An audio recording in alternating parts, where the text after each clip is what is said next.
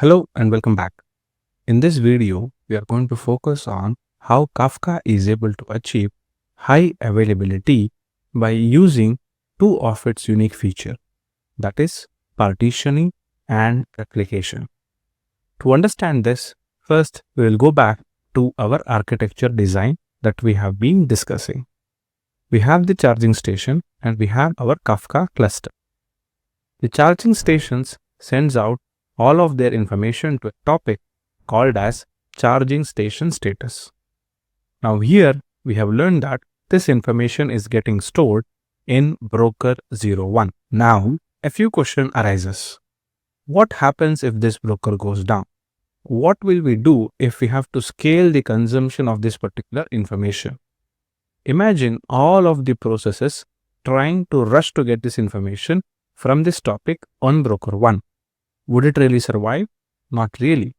Broker 1 at some point of time would end up having a high CPU utilization or a RAM issue and would probably fail.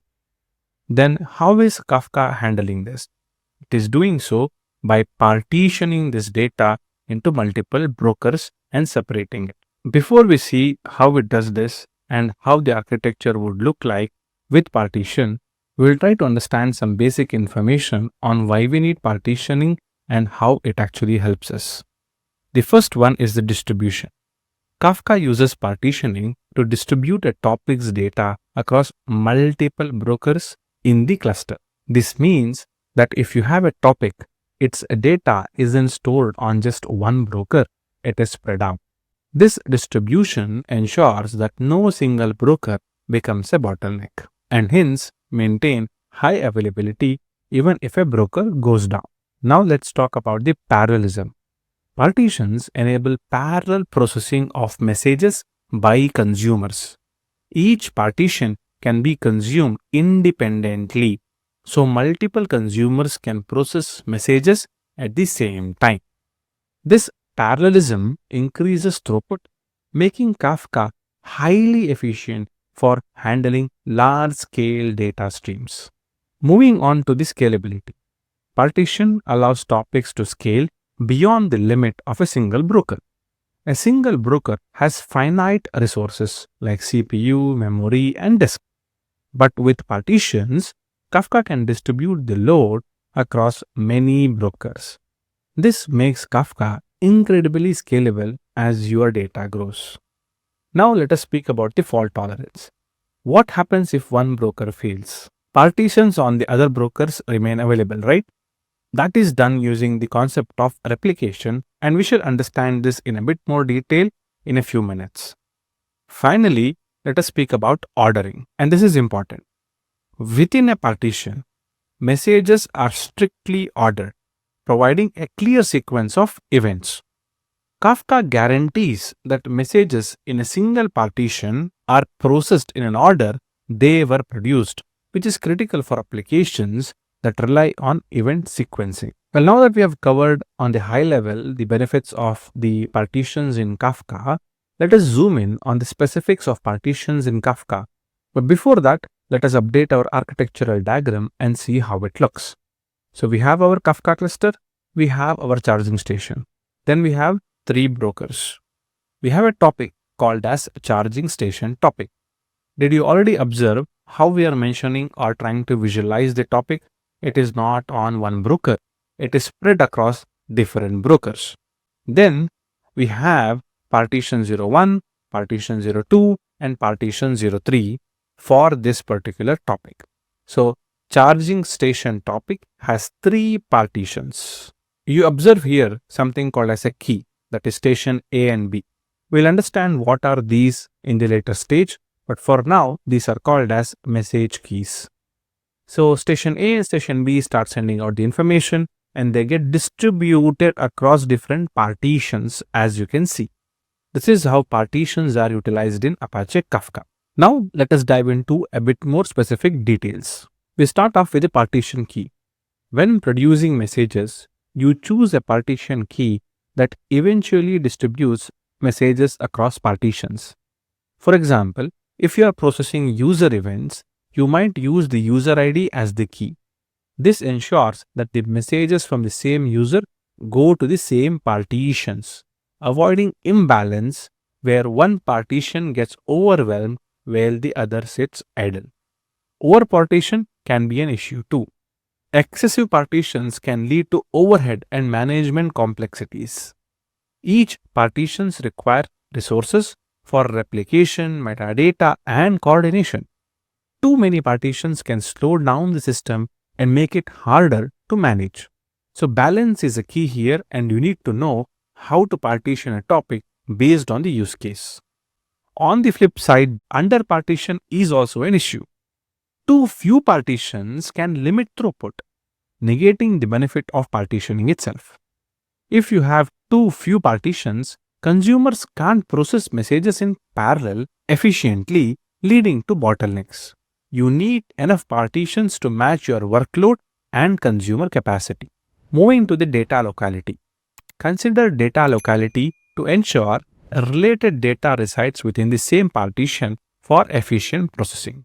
If you have configured your partitions key properly, then data locality shouldn't be a big issue. Lastly, the consumer group size. The number of consumers in a group should ideally match the number of partitions for optimal consumption. Each partition is assigned to one consumer in a consumer group. If you have more partitions than consumers, some consumers will handle multiple partitions. If you have more consumers than partitions, some consumers will sit idle. Matching them ensures balanced and efficient processing.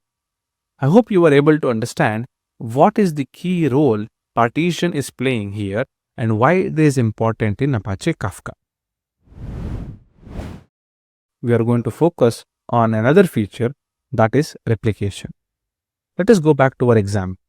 We have different events coming from our charging station. The EV charging station itself, the charging station status, etc. We have two topics, EV charging station topic, station metric topic. Then we have some dashboards that are getting built on top of the station metric topic. Imagine that we lose broker 2. What happens? We lose the information of this topic completely. Now you might say, not really. We learned about partitioning just in the previous video. The data is actually spread across broker 1 and broker 2. You're right. The data is spread, but is it replicated? By doing partitioning in Kafka, you're not replicating it. You're just breaking the data and making sure that the data on a topic is spread across different brokers. But it is not replicated. And hence, we need to also know how Kafka works with the replication enabled. And that's the other feature, that is replication in Apache Kafka. Now, if such scenario really happens and if you have no replication set, then we are going to have the status monitoring metrics down and the dashboards won't be refreshing, resulting in the downtime. So let us convert this to again the architectural diagram that we had.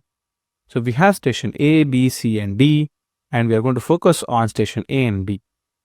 Station A and B are sending data to the charging station topic. They have partition 1, 2 and 3. Now what happens if a particular partition actually goes down because of a broker issue? Let's imagine that partition 1 has an issue. How does Kafka really react? And if you have enabled replications in Kafka, how will Kafka handle this? We will understand this now. But before that, let us try to understand on a high level the reason why we have replications in Apache Kafka. We'll start with the high availability. In Kafka, if one broker fails, another replica takes over, ensuring continuous service.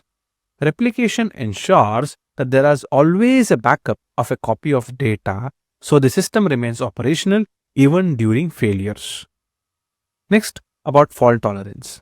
Replications protects against data losses due to broker failures.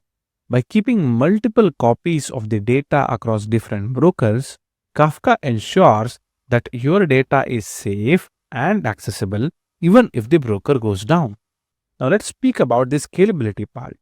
Replicas distribute the read load, allowing the system to handle more consumers. So remember, partitioning is already helping us with parallelism, and with replication, we are increasing the parallelism a lot more. With replicas, consumers can read from different brokers, reducing the load of any single broker and enabling Kafka to scale efficiently. Moving on to the data durability. Multiple copies of data ensure that the information is preserved even with failures. Kafka's replication mechanism guarantees that your data isn't lost, even if the broker crashes, making the system highly reliable. Finally, the increased throughput. As we said before, because of the replication, we are going to double the parallelism capacity with the addition of partition on a given topic. Cool. Let us now go back to our architectural diagram. So we have the charging station sending data to the topic, that is charging station topic. We have partition 01. Let us say that your replication factor is 3. What will happen is partition 1 is replicated to broker 2 and also to broker 3. Why? Because you have 3 replication set, correct? And if you had only 2 replication set, what would have happened? The replication would have happened either on broker 2 or 3, that's all. Because you have replication set to 3, the partition 1 is copied to broker 2 and broker 3. Now what happens? Now, in case broker 3 goes down and has an issue, then we lose one of the replicas. This is easy and it is fine because we will just create this again. That is not an issue. But let us say that partition 1 in broker 1 is the place where all the information is getting written and then it is getting replicated. Now what happens if that goes down? This is where the real problem starts. But in this case, what happens is the partition 01 on broker 2 will become the leader partition, and station A and station B are going to start sending the information to broker 2 itself. Why? Because broker 2 now has become the leader of this particular partition. Remember, partitioning and replications go hand in hand in most cases, and having them both enabled has a great value for Apache Kafka.